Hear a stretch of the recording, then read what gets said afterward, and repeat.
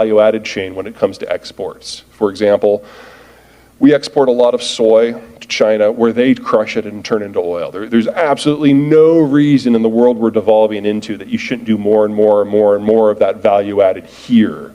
And unique among the American states, you've already gone a long way down that road. So it's just extending what you know. Second, the competition. Brazil, China, and Ukraine have the three most similar climates and product sets to Iowa. Well, Brazil's going away.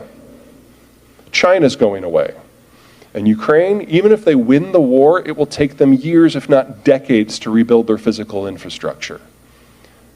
In the worlds of corn and soy, holy crap, you are suddenly the only players aside from like Nebraska and Illinois. And you want to talk about an unfair fight, that's that.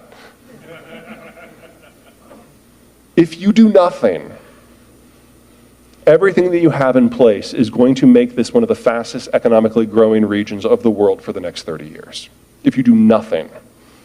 If you successfully move up the value-added scale, you're talking some seriously outsized success. There are two problems. The first one's cultural. You all remember Field of Dreams, right? If you build it, they will come. That is an awful investment portfolio. But this is how you guys think of it. You're like, if we educate our people, if we have the farm, if we're professional, if we're polite, if we're forward-looking, that it's just going to come to us. That's not how it works. You have to go out there and get it. Now, some of the Southerners have a reputation for grabbing everyone who has a say in a potential investment project, getting their body weight in hard liquor, and like going to Berlin and Paris and Seoul and wining and dining and drinking them into stupors and forcing them to sign contracts, then going home and they get the foreign investment that comes with it. That is an option. The Texans are just like, okay, there will be no taxes, ever. And we're going to come to your state when you're having a financial crisis to remind your business community of that. That's another model. But the bottom line is you have to have some serious outreach. You probably need to do something crazy like hire a Nebraskan, because for some reason that I can't fathom, Nebraskans are fond of their state and they love to talk about it. You guys are just too damn polite. You need to get out of your skin a little bit. And then the second problem is going to be labor. This is an atypical demographic. It's almost a perfect chimney, but check out the bottom three tiers, the 10 to 15-year-olds and under. Some version of this is happening almost everywhere in the United States. The Zoomer generation is small. You guys need more labor. There's no way around that. And the obvious vector for that are things like ISU. But because the pool is shrinking, because you know exactly how much it will shrink for the next 20 years already, you can't do what you've been doing. You're going to have to do some serious recruiting because there's just not enough local to fill all the spots. Now, sure, you could lower your standards. Some universities do that. That's a problem. Sure, you could try to raid, I don't know, the Cornhuskers or the Hawkeyes, but isn't that the same as lowering your standards? But remember that we're entering a world of economic dislocation. And there are going to be a lot of very smart people and a lot of parents that have money to move that are going to be looking for a place to land where there's rule of law and economic opportunity. I realize immigration has become a four-letter word in the United States, and that's not going to change in the next few years. But the college program is a way around that, at least in the midterm. And I would say that you guys need to push that as hard as you possibly can. All right, final slide. Inflation. Here's the CPI in the United States and Canada, similar economic structures. You would expect the data to track. It does. Since 1945, we had three big phases of inflation. First, we had that initial industrialization and urbanization push. We built our cities, we built our suburbs, we built the interstate system, we ran power into the countryside.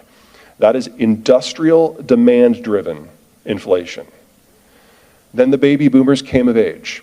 They bought their cars, they built their homes, they went to college, they raised their kids. Consumer demand-driven inflation. And we've recently been living through this weird-ass period. The Chinese entered the global economic system providing 1 billion workers, pushing down the cost of manufactured goods.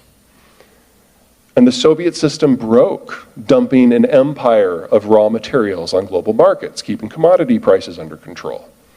Both of these things lasted for 30 years. Well, folks, all the disinflationary trends are turning inflationary, and all of the inflationary trends are back. The Chinese labor is literally dying out. The Russian stuff is going away. The baby boomers may be retiring, but their kids, the millennials, a large generation, are at the peak of their consuming years, and they have another 10 years to run with that. And because of the fall of Germany and China, we need to roughly double the size of the industrial plant in the United States, assuming we still want stuff. Americans love stuff. We're looking at 9 to 15% inflation annually for at least the next 5 years. Now, before you have a stroke, consider what this means from the other side. If we pull this off, 5 years from now, we'll have supply chains that are cleaner, use less water and energy, employ North Americans, are closer to home, have fewer steps, are more secure, and service ourselves, and are largely immune to international shocks, and this inflation will go away. It'll be the greatest economic story in the history of Canada, Mexico, and the United States. Or we could not do it, and we could still have the inflation because of product shortages, and those won't end in 5 years. 9 to 15 will be our new normal. Now, as an American, I have a preference between these two options. But I am not the decision maker here. That would be you. So no pressure. Okay. Whew. If you're looking for more, here are the books. The QR code at the left will send you to the newsletter sign up. It is free. It is always free. It will always be free, and I will never share your data with anyone. However, if you do like what you read, I do suggest that you kick a little bit money to the QR code on the right, which is MedShare. It's the charity that I'm backing right now. All proceeds from all books are going to MedShare for at least the rest of the year. MedShare provides medical assistance to communities who, for reasons beyond their own control, have lost the ability to do it themselves. So think Russians blowing up power systems on purpose and the chaos that that causes in the health system. That QR code goes specifically to the Ukraine page. Okay, thank you everyone. Thank you for getting the share joke. That was brilliant. And I'm sorry I went so far over.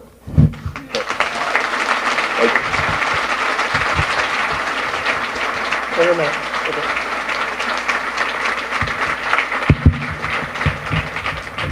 Well, Peter, thank you for your presentation. I've seen you on a number of occasions, and you didn't disappoint me today.